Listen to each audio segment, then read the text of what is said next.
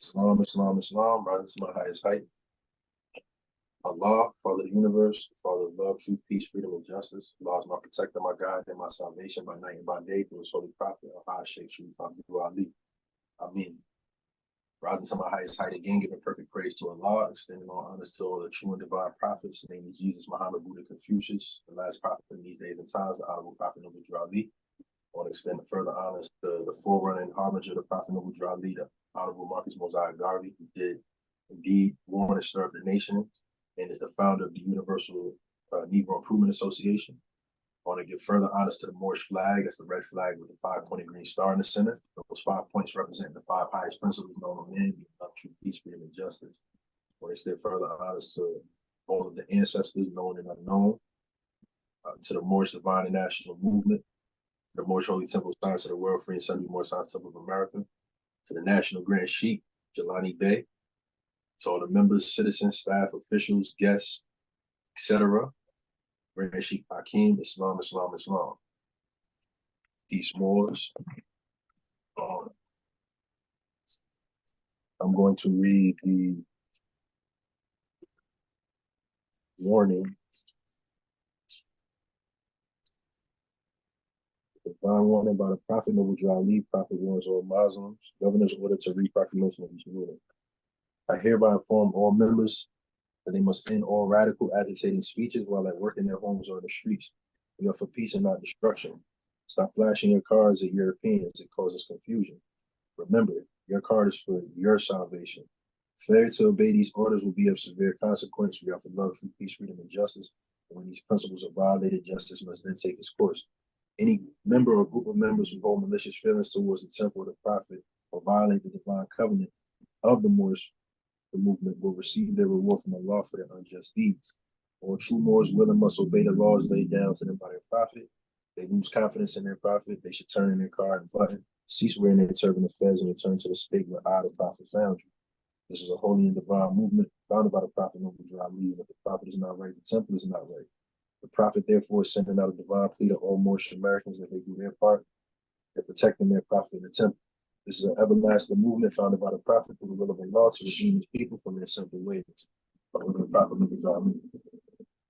Islam. So, let's see. Let me log on to Zoom.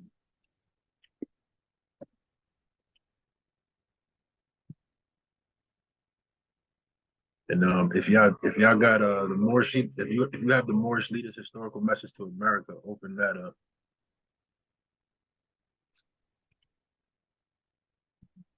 Islam sheet, you want me to read the other letter? Oh yeah, go ahead, Mo. Islam. All right, to be proclaimed in every meeting. Dear brother, Islam, I'm glad to know that I have a few faithful Moors among you, and all desire for them to know the truth and the divine truth. There's a host of jealousy about me and the movement now by the same people of our side of the nation that claim it was only a joke and unreal.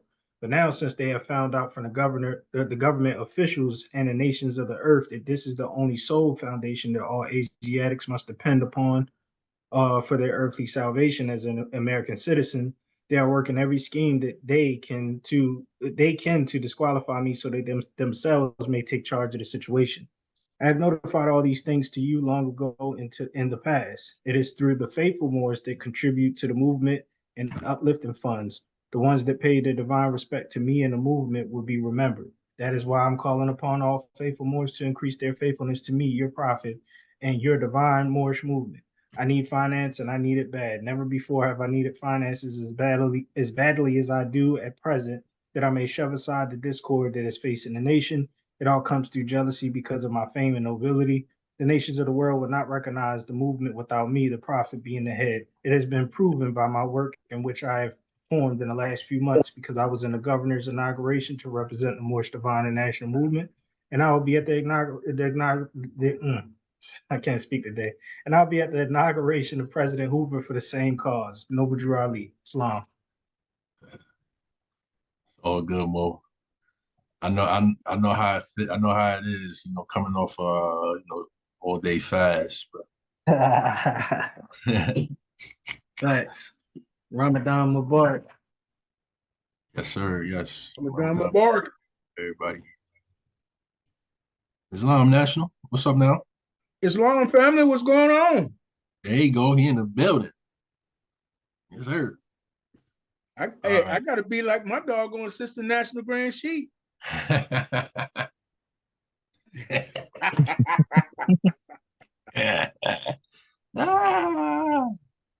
Yeah, man. All right, so let's dig in. All right, let me see. Somebody give me the Moorish leaders historical message to America, and I need the chapter where or the paragraph where the prophet is saying he's talking about. I think it's like paragraph 5 or 6.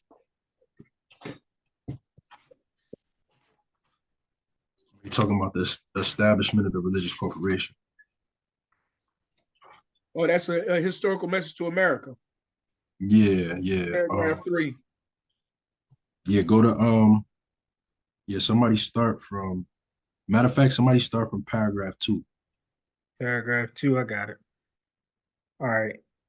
We organized as the Moorish Temple of Science in the year of 1925 and were legally incorporated as a civic organization under the laws of the state of Illinois. On November 29th, 1926, the name Moorish Temple of Science was changed to Moorish Science Temple of America. May 1928, in accordance let me read that again. I'm sorry. The name Moorish Temple of Science was changed to Moorish Science Temple of America May 1928 in accordance with the legal requirements of the Secretary of State of Illinois. The object of our organization is to help in a great program of uplifting fallen humanity and teach those things necessary to make members better citizens. You want me to keep going, Sheik?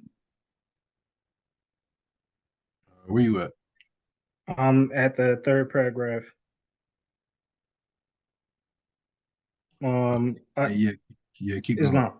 A national organization with a Rotarian complexion as it relates to the branch temples became obvious with the increasing number of inquiries from men and women in different sections of the country concerning the purpose of the organization. There are branch temples in 15 different states at this time. Since the work Wait, of hold the, up. of the, Say that again. there are branch temples in 15 different states at this time. Now hold on. See, so the Prophet nobledrewali, again, remember this is 1920 something, in the 1920s, had temples in 15 states. He didn't, not 15 temples. He had branch temples in 15 different states. So branch means, a tree got branches. I mean, it's more than one. So we talking at least 30 temples. And it was more than that because they say the prophet had anywhere from 30,000 to 100,000 members. They couldn't tell because the prophet didn't report to nobody. He ain't tell you anything. Why would we be having our members registering for things in this state, giving the state the ability to track how many people we have? I'm getting to the car. This is why we don't register to vote, why we don't register our property, why we don't do those type of things, because they're not supposed to be able to count our population. It pop off, they look up. It's 100,000 warriors. Dang, I didn't know they was deep like that. Yeah, not supposed to.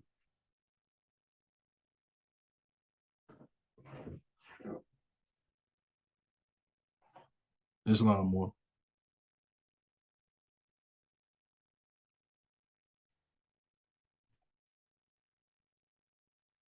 Islam. Since since the work of the Moorish Science Temple of America was largely religious. The organization. You said what? The work was largely what? Religious. Nah, it was corporate. Nah, it was sovereign citizen. Yeah, I thought it was too. Oh, okay. No, that's why Comitatus. Comitatus. And that's sarcasm because Prophet made it clear here, guys. Since the work of the Moorish Temple of America was largely religious, the organization has been legally changed to a religious corporation, and an affidavit to this effect has been properly filed in the Cook County Recorder's Office of Illinois. So read that one more time. Since the work of the Moorish Temple of America was largely religious, the organization has been legally changed to a religious corporation. What did it say? To a what? A religious corporation. Nah, 501c3. Yeah. Oh, okay. Religious corporation. Yeah. All right. And an affidavit to this effect has been properly filed in the Cook County Recorder's Office of Illinois.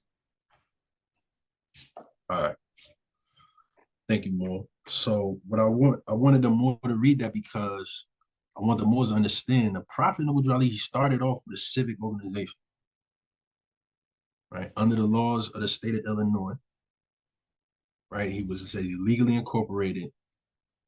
And then it says the name was changed in accordance with the legal requirement of the Secretary of State. Then it says, since the work of the Moorish Temple of America was largely religious, again, this is why we focus on strictly religious exercise. Everything we do is a religious exercise, right? We're going to get into why that is in just a second. But outside of that is because the Prophet nobledrewali established it that way, right? So, let's see. And then it says that the organization has been legally changed to a religious corporation. So he went from a civic organization to a religious corporation. And it's not like we don't teach civics. We still teach civics, but we do it in a way where it's part of our religious tenets and creed. You know what I'm saying? It's not something separate from our politics. I mean, our religion, right? So I meant to pull up the first of it. Let's see if I can get that. Any questions?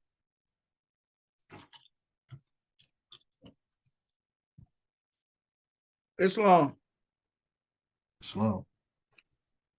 What also has to be understood is once you establish a religious corporation, that is the end of your relationship with the Secretary of State. And that certificate of incorporation, along with our authority, for lack of a better term, is put on the public record. That way, it stays on the public after 30 days. It stays on record for 100 years. And because it was never rebutted in that 30 days, it is truth in law and commerce. So from that point on, you cannot deny the existence of the religious corporation. That's why he did it that way.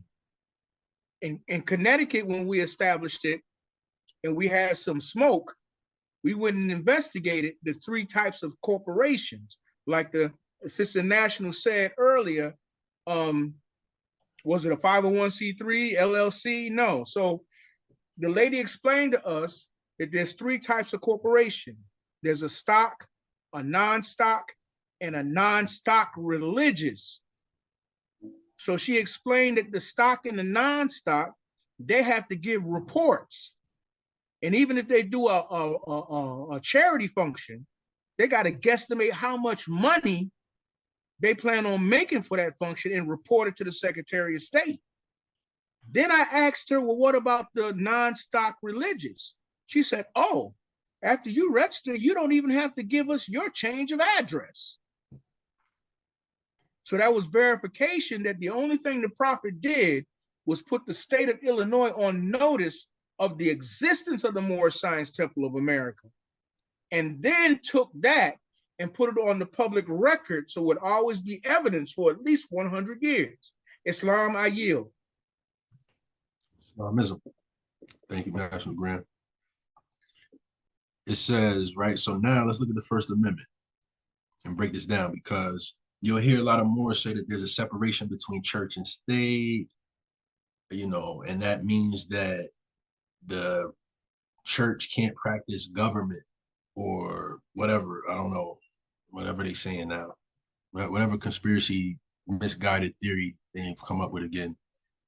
It doesn't even make sense, and it's not what the First Amendment is talking about. We can actually get the breakdown. Matter of fact, let's do that, because I want to dispel that real quick.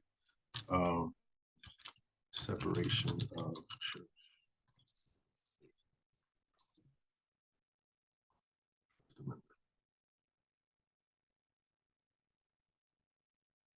See what these talking about. It's sponsored. I don't like sponsored stuff. They get money for that. They just made some money from me clicking on it by accident. Let's see.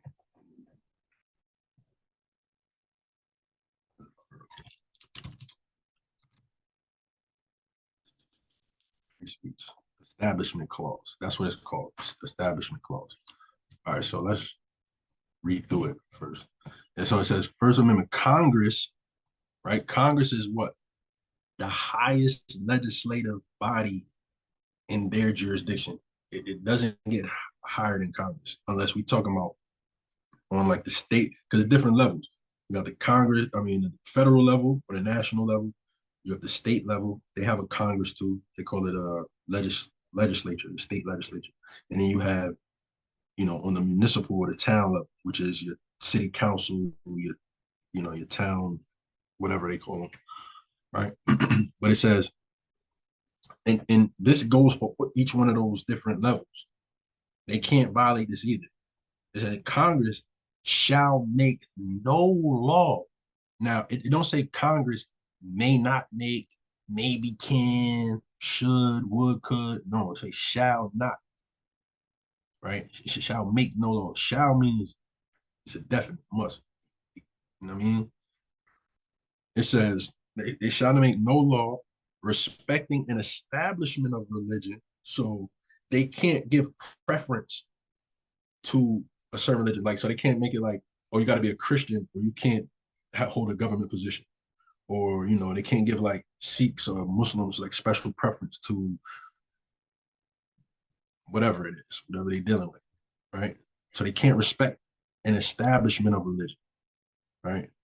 And then it says, or, so they shall make no law prohibiting the free exercise thereof. So they shall make no law prohibiting the free exercise thereof means religion, or of the establishment of religion, right? So if they can't make a law prohibiting the free exercise of religion or what someone does religiously, it makes sense that we would do everything that we do religiously. Everything we do, we exercise in a religious way, right? This is why the prophet, one of the reasons I believe why the prophet switched from the civic organization to the religious organization, because the civic organization, although we were learning and all this type of stuff, right, like that, the religious corporation, the establishment of the religious corporation put us back in the constitutional fold. This is how he brought us back to the constitutional fold. Why? Because according to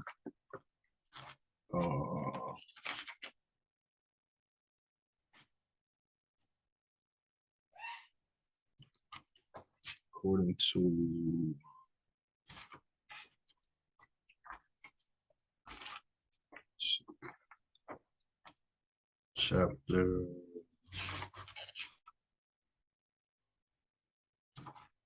47, verse 17.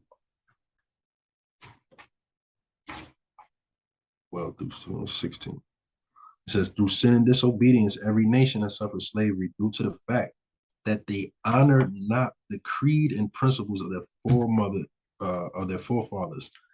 That is why the nationality of the Moors was taken away from them in 1774, and the word Negro, black, and color was given to the Asiatics of America who were of Moorish descent, because they honored not the principles of their mother and father and strayed after the gods of Europe, of whom they knew nothing. So we lost our nationality through a religious process. We was converted to Christians. That's what the prophet said. We was following after gods of Europe we didn't know nothing about. And not for nothing, when the conquistadors came, all they came with was Jesus and the sword. You know what I'm saying? So for a lot of us, it wasn't really much of a choice. Like when you read about like Montezuma, and that's not even how you pronounce his name. I forget how you really pronounce his name. But when the conquistadors got to Mexico City, where they was at, he didn't even fight. He was like, yo, look, y'all, this is what y'all came for, you can have it. He just gave it up. You know, like, so like for a lot of us over here, it wasn't really, but in this new day and time, you know, we have the option, but because we don't necessarily understand how we ended up in the predicament, now we got Moors trying to, you know, redeem themselves. The prophet already told us he redeemed us, you know, through other means and mechanisms, through other processes, really the European sovereign citizen processes, right? Which, you know, we don't support. I mean, we don't advocate, right? So again, this is dealing with the separation of church and state, which has nothing to do with what most of these Moors be talking about, the separation of church and state is, right? It says, the first clause of the Bill of Rights states that Congress shall make no law respecting an establishment of religion, right? Establishment clause of the First Amendment often interpreted to require separation of church and state. So let's just get down. It's a separation of church and state metaphor rooted in early American fears of government involvement, right? Roger Williams, the founder of Rhode Island, was the first public official to use this metaphor. He opined that an authentic Christian church would be possible only if there was a wall or hedge of separation between the wilderness of the world and the garden of the church. That's a pretty nice metaphor, right? So there's a separation or wall between the world and the church, meaning the secular government and the religious society. Williams believed that any government involvement in the church would corrupt the church. So just reading that and hearing that, why is it that politicians go into the churches to get the so-called black vote? They literally be in the church. Politicians be in there trying to get the votes. Like, and you know what's going on, because like, yo, bro, you don't even go to this church. You never come to this church. It's election season. But he up in the church trying to get the whole church to vote for him, right? The most famous use of the metaphor was by Thomas Jefferson in his 1802 letter to the Danbury Baptist Association. That's in Connecticut, as a matter of fact. In it, Jefferson declared Connecticut is also a constitution state. That when the American people adopted the Establishment Clause, they built a wall of separation between the church and state. Jefferson had earlier witnessed the turmoil of the American colonists as they struggled to combine governance with religious expression.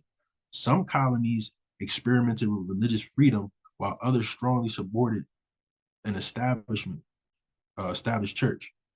Jefferson created the most famous use of the metaphor separation of church and state in a letter where he mentioned a wall of separation. One of the decisive battlegrounds for the establishment of Jefferson's colony in Virginia, when the Anglican Church had long been an established church, or the established church. Both Jefferson and fellow Virginian James Madison felt that state support for a particular religion or for any religion was improper. They argued that compelling citizens to support through taxation a faith they did not follow violated their natural right to religious liberty. The two were aided in their fight for establishment by the Baptists, Presbyterians, Quakers, and other dissenting faiths of Anglican Virginia.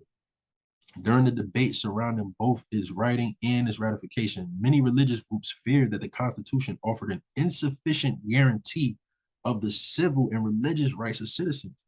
To help win the ratification, Madison proposed a Bill of Rights that would include religious liberty. As presidents, though, both Jefferson and Madison could be accused of mixing religion and government. See? Madison issued proclamations of religious fasting and Thanksgiving, while Jefferson signed treaties that sent religious ministers to the Native Americans. And from its inception, the Supreme Court has opened each of its sessions with the cry, "God save the United States in this honorable court." Public school religion cases allowed Supreme Court to define Establishment Clause protection. In Everson versus Board of Education, the court held that the Establishment Clause is one of the liberties protected by the Due Process Clause of the 14th Amendment, making it applicable to state laws and local ordinances. Right? So really it's just saying that they got the same powers, you know, as the 14th Amendment does in these states. Now, notice how it doesn't say the Due Process Clause or anything of the Constitution, making it applicable to state laws and ordinance, because state laws and ordinance now are only applicable to 14th Amendment, which is a totally different jurisdiction from the Constitution. It's a contractual jurisdiction. This is why, again, we taught not to amalgamate, right?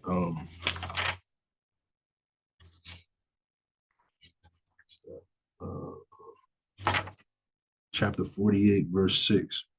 We as a clean and pure nation descended from the inhabitants of Africa do not desire to amalgamate or marry into the families of the pale-skinned nations of Europe. Amalgamate means to mix jurisdiction, you know.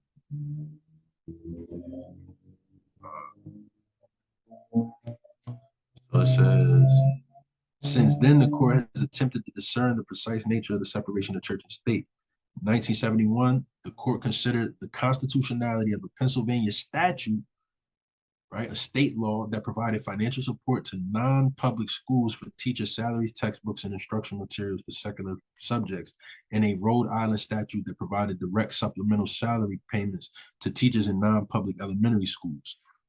The Shemp family, pictured here, brought suit that led to a 1963 ruling by the Supreme Court in Abington School District versus Shemp that banned Bible reading and the recitation of the Lord's Prayer in public schools, saying that it violated the First Amendment's Establishment Clause requiring separation of church and state. Right? The Lemon Test developed to vet laws dealing with religious establishment. All right, so I'll drop this in the chat because I want to get this. Is right here on the screen is chapter 598 of the Religious Corporations and Societies in Connecticut. Right, when you establishing a religious corporation or society, you do it according to this section. But what I wanted to show is this particular part, right, where it deals with powers, the powers of the religious corporation. Right, it says this: a religious corporation or a society, or a religious society or religious corporation formed under this section and any other corporation or voluntary association formed under part 2 of this chapter may, listen, hold, manage, acquire, purchase, sell, convey, and have and exercise any right of ownership in real and personal property. Right? So, again, the temple can hold, manage, acquire, purchase, sell, convey, and have and exercise any rights of ownership in real and personal property. This means homes, cars, weapons, memorabilia, paintings, jewelry, anything that belongs to you, you could place it under your business, right? Intellectual property, patents. This is what makes the Catholic Church so wealthy, because all of their members pledge their property to them for protection and tax purposes. As long as it is for the use and support of public worship or for any ecclesiastical, missionary, charitable, or educational purpose. So, again, this is why we have the Ministry of Land Transport Navigation, because your car, automobile, is property, right? It's property that could be placed on the temple, and it's used for missionary purposes, right? We wouldn't say ecclesiastical. We're not ecclesiastical, but that's the terminology, right? But missionary purposes, right? Charitable or educational, right? It says grants, right? Donations, devises, and bequests of real and personal property may be received and held in trust or otherwise for such purposes. So everybody's looking for the Prophet nobledrewali trust or 105905, this, that, and the third. The trust was the temple. The temple is the trust. It can hold property. A trust, that's what a trust does. It holds property, real or personal. This is what the temple is able to do. We can also take grants, donations. This is all type of stuff we don't have to pay back. It's not like a loan. This is why we fundraise through taking donations. We devises and bequests. That's like other forms of gifting. Like it's like gifting. Like if someone wants to gift something to us, right? It says the religious society may, in its charter or by bylaw or otherwise, adopt provisions relative to what? Its membership, affairs, and government. Oh, but the temple not a government. But the prophet ain't established a government. What it say right here? A religious society may, in its charter or bylaws. Don't we have charters and bylaws? Didn't the prophet say he got a charter for every temple? Don't we have in every state bylaws? State Islam, right? We got a constitution too. Indeed. May adopt provisions relative to its government. And why would they use that term? Well, they could have just ended it at affairs. Relative to his membership and affairs. They added because a religious corporation or society is a government. Your grand sheik is your mayor or president. Governor, right? You got your assistant grand sheik, which is your lieutenant governor, right? You got your chairman, right? They have the same thing in I forget what it's called, comptroller, right? Then you have your treasurer, your secretary. These are all constitutional offices. The constitutional offices in the state are the governor, secretary, treasurer, comptroller, sheriff. I think that's it. Right? It's the same. We have the same setup. Right? A religious corporation may, in its charter or bylaws or otherwise, adopt provisions relative to its membership affairs in government, and shall have, in addition to those powers granted in this part, all the powers enumerated in section 33-1036. right? A corporation which is organized under any law of this state in which is formed for public worship shall, and is in addition to all other powers conferred by the law, the powers conferred on religious corporation under the provisions, right? All right, so I just wanted to show y'all that because I wanted to show y'all the extent of what the religious corporation is. And again, this has nothing to do with a 501c3, right? This is a religious corporation. You don't need a 501c3. Huh? Go down to J, where it talks about the interfering. Oh yeah, okay, yeah.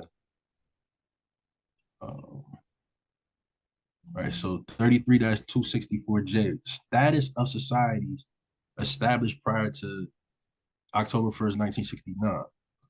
And they say each religious society established as a voluntary association under this part of this chapter prior to this date shall be a religious society within the same meaning of Section A, and shall have all the rights, powers, privileges, and immunities. Those are big words, right? Powers, privileges, and immunities thereof. And again, those terms are in reference or relation to that section we were reading up there, right, about the powers.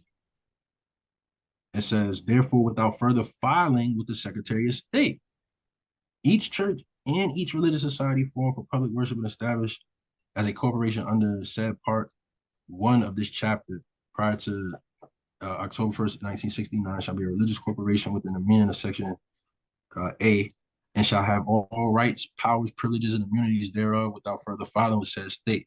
Nothing in this part shall be construed as limiting or restricting the rights, powers, privileges, immunities, or the practice of any church or religious society established or incorporated prior to October 1st, 1969 to this chapter or under any other law or special charter of the state, nor as requiring any such church or religious society to alter or change any rule or discipline, custom or usage in respect to its policy or government. Now, again, that sounds like a nation to me.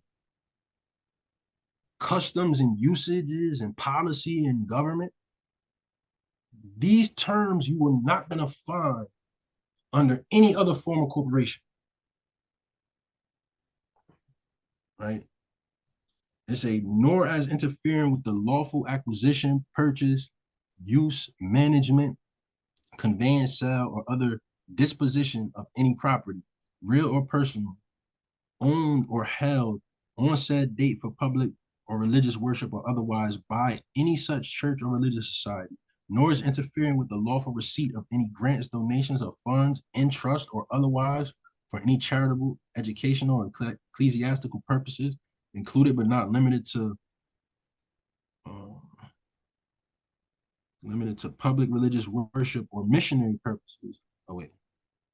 Stated perpetually, to sue and be sued and complain and defend in any court, or to have and use a corporate seal and alter the same at pleasure, to elect in such manner as it may determine all necessary officers, and to define their duties and obligations, and to make reasonable bylaws for its government, the regulation of ecclesiastical affairs, and the management of property, including the holding, purchasing, selling, or conveying of any such property, real or personal, which may be or may have taken in payment,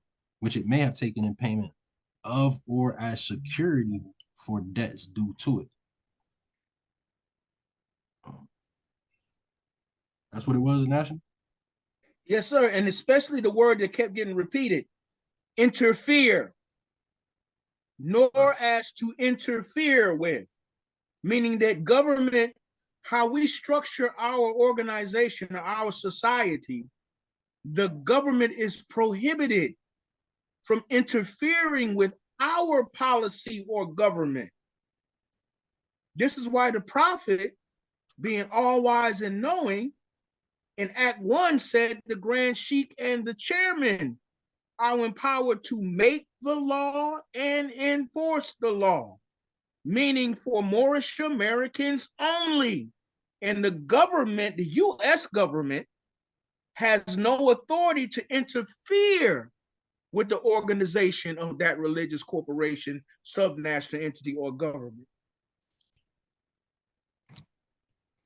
Hit it, Sheikh. 52-571B. Uh-huh. All right, so now we're gonna run over a little bit. I know we said we was gonna do the ceremony thing.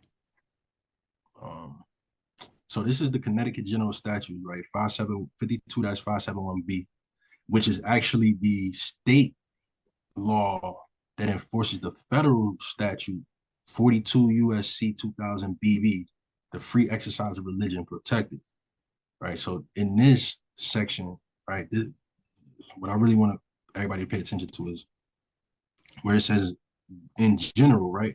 It says government shall not substantially burden a person's exercise of religion, even if the burden results from a rule of general applicability, except as provided in Section B. So what it's saying is that they can't hinder you or burden your exercise of religion.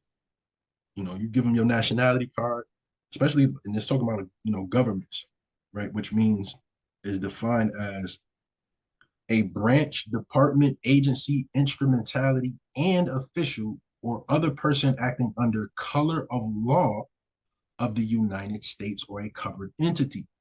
So that term is broad, but it's about these specific types of government, you know, things, right? Branches, departments, agencies, officials, right? So they don't have that immunity under this law. Right? The same immunity like they be trying to claim and stuff like that.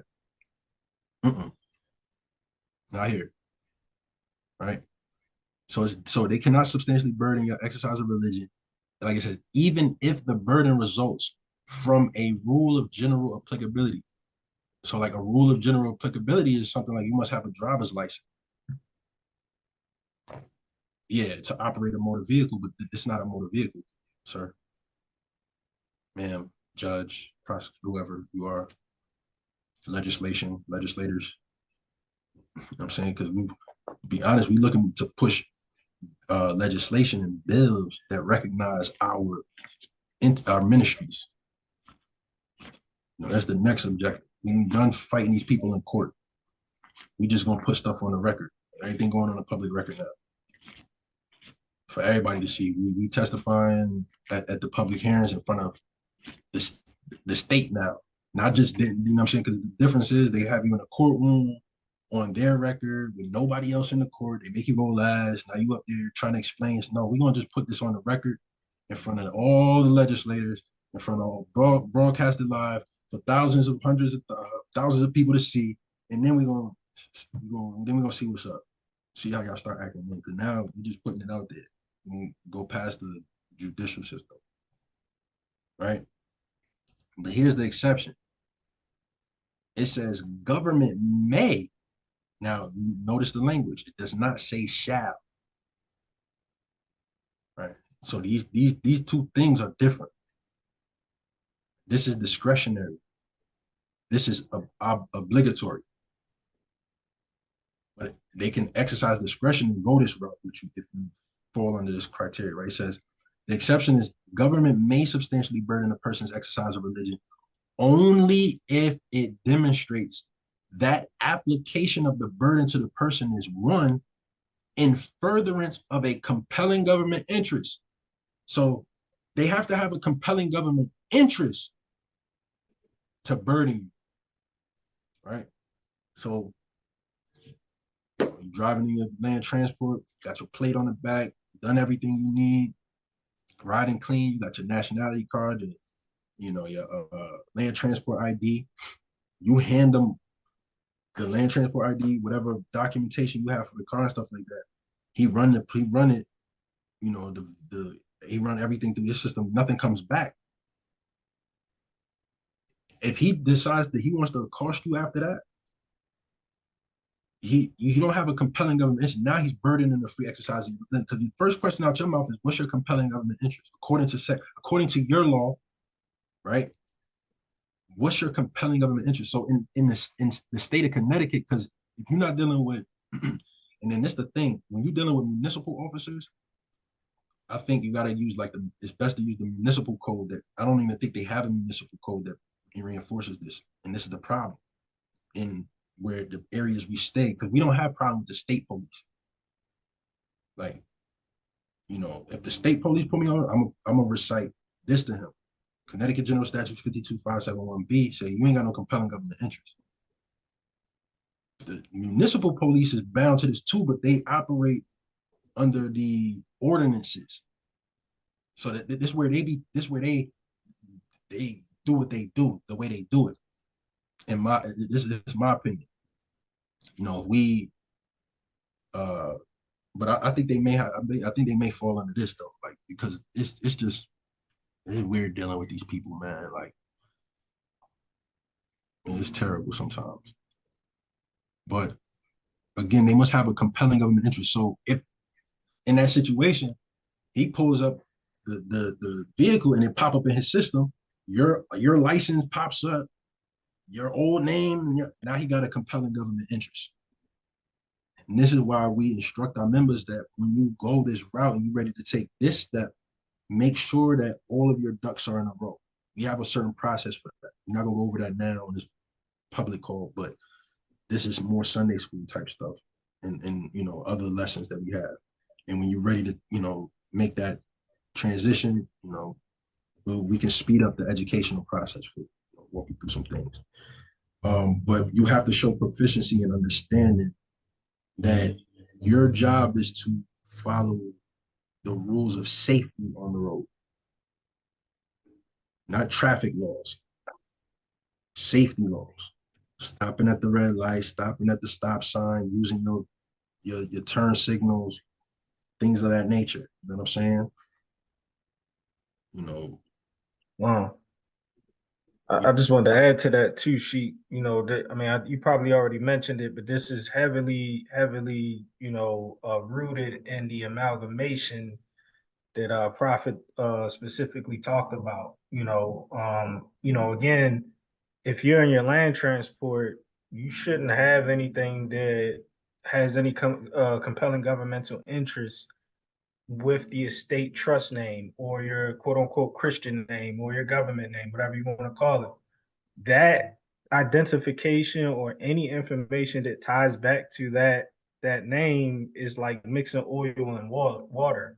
So you're not gonna, you know, most Moors try to, you know, they try to, you know, invoke right to travel, but yet you have a vehicle that's still registered to the local DMV.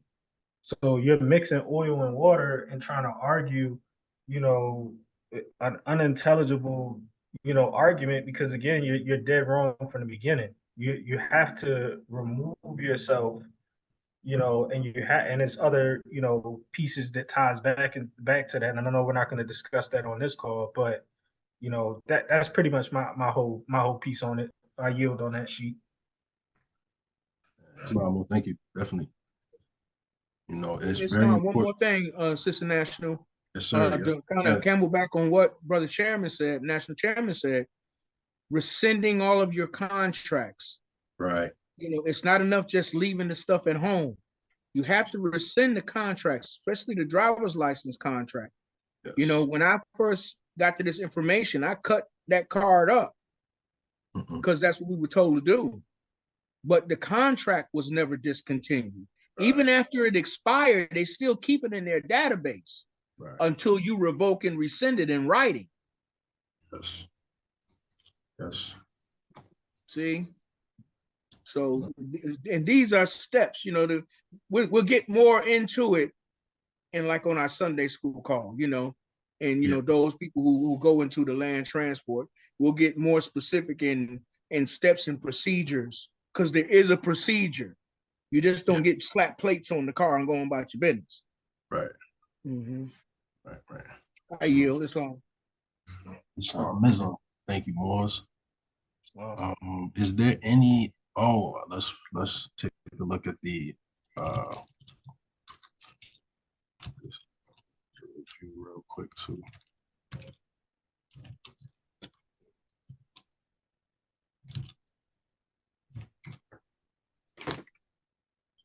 So in law, right? The religious corporation is what's called a body politic and corporate, right? Otherwise known as a subnational entity, right? Similar to what the Vatican is. Right? The Vatican is a subnational entity as well, that has state powers, right? So a subnational entity, in other words, is an administrative division, right? So it says administrative divisions, subnational entities, and constituent states, as well as many similar generic terms, are geographical areas into which a particular independent sovereign state is divided. Such a unit usually has an administrative authority, grand body, that's our administrative authority, with the power to take administrative or policy decisions for its area. That's probably a typo. Probably says the power to make administrative or policy decisions for its area, right? So what Moors kind of go wrong, they say, oh yeah, you can make and enforce laws, but it only applies in the temple. No, it applies when you leave the temple too. If we make a law in the temple that when you leave the temple, you got to do something, that's the law. It's like saying if that's like saying that the laws of every state only apply in the building that they're made in, which is the legislative office building. They don't make laws outside. You know what I'm saying? No government jurisdiction makes laws outside. So we make laws and enforce laws from the temple, through the temple, right? And while we in the temple, and these laws apply to the members no matter where they are. Especially if you are a member that is, you're completely converted, All right, so it says, usually sovereign states have several levels of administrative division. Common names for the principal or largest administrative division include states, subnational states rather than sovereign states, provinces, lands, oblasts, and regions. These in turn are often subdivided into smaller administrative units, known such as comarcs, districts, which are further subdivided into municipalities. Communes or communities constituting the smallest units of subdivision, the local governments. Some administrative divisions, such as departments, cantons, prefectures, counties, governance, ministries, can be used for principal, second level, or third level divisions, right? So this is why the prophet described it as a Rotarian complexion. Partly why he described it that way, but then in chapter 47 verse 14 talks about the subordinate temples, right?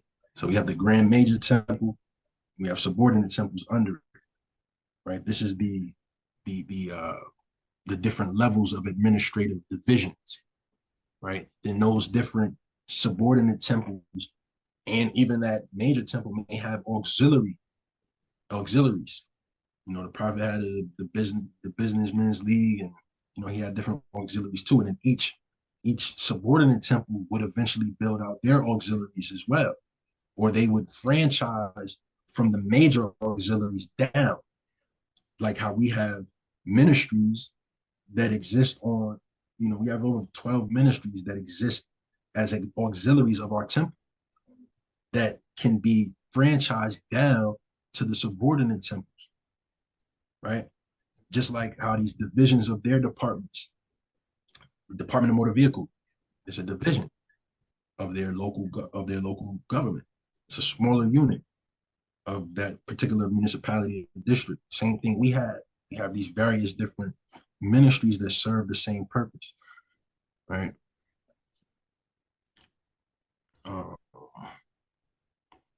That's pretty much kind of all I really wanted to touch on. That anybody else wanted to add on to that?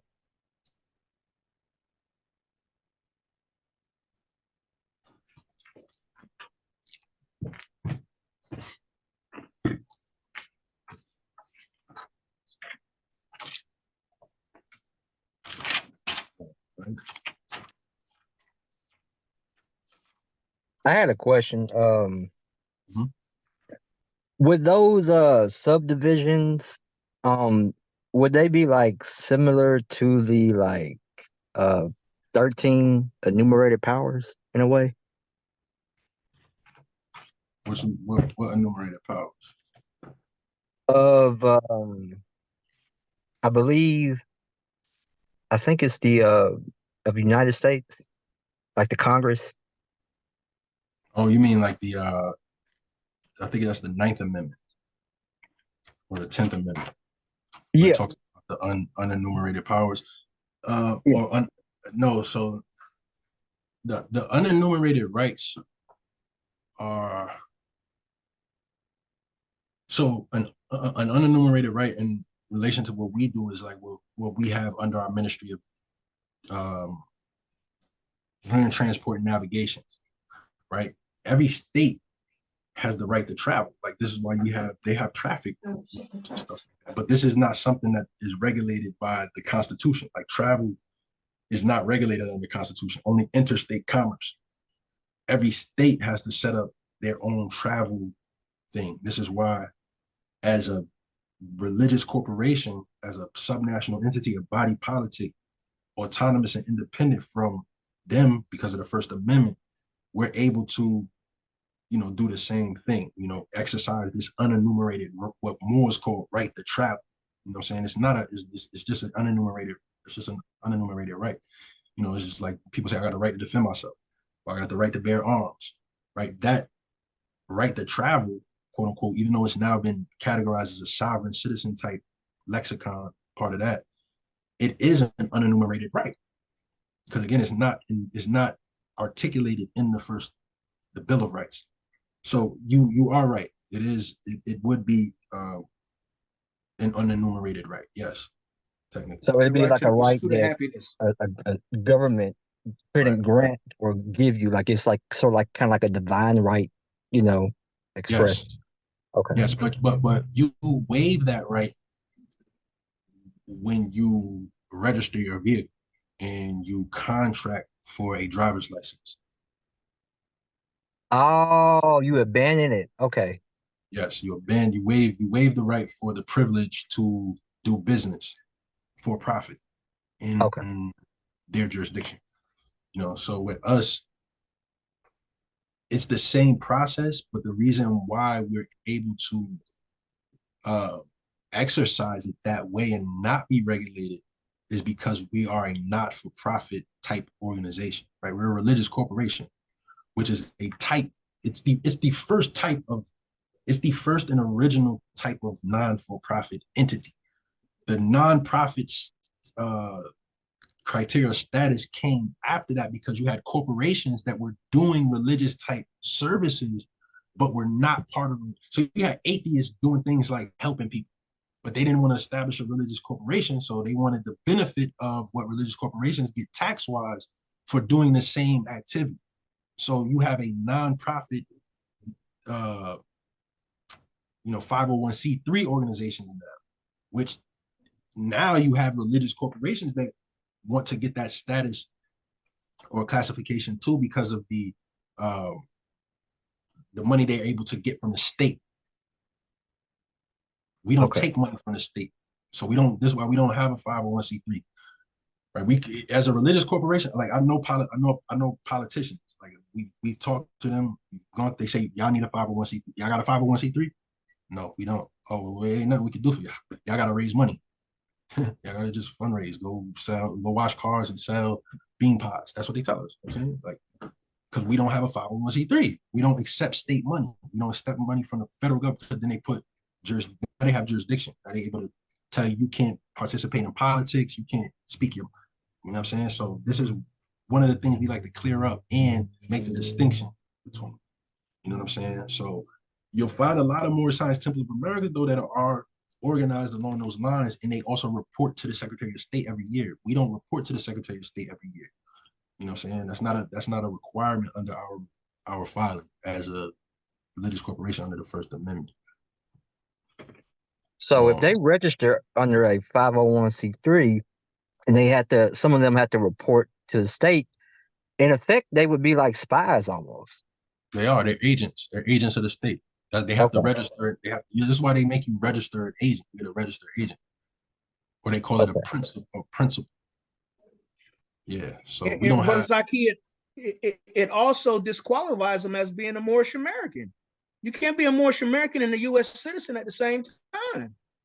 Right. Not true Moors. Can't serve two masters, basically, Right. or serve two gods anyway.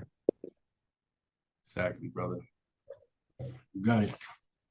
All right. So that's really all I wanted to review tonight, because I wanted y'all to get familiar with the actual, workings of the real religious corporation. It's not this mystical, super, hidden. You gotta go through all these, national treasure mysteries, and you gotta do all that to figure this out. This is a very simple thing. Very simple. All right, so